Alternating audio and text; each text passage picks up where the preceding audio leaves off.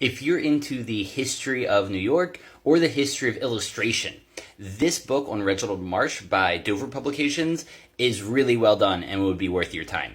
I only discovered Reginald Marsh because in the graphic novel about Ernie Bushmiller, the guy who created Nancy, he mentioned how he was buddies with Reginald Marsh in the early days. They were taking classes together and stuff.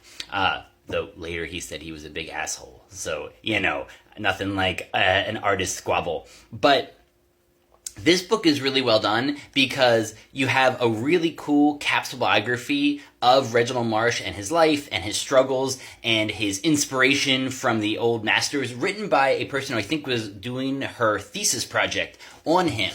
And so not only do you have really cool illustrations of the Bowery and things like that, you also have his sketches, you have photographs that he used to help make the prints. And so I've been reading a lot about the Depression lately, thanks to the Studs Terkel book on it as well. And so seeing my favorite city and adopted home as depicted by Marsh in the 30s was really fascinating.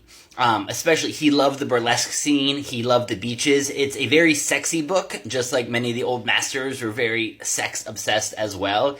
And so, it's a fascinating look at a really important time in illustration and art history.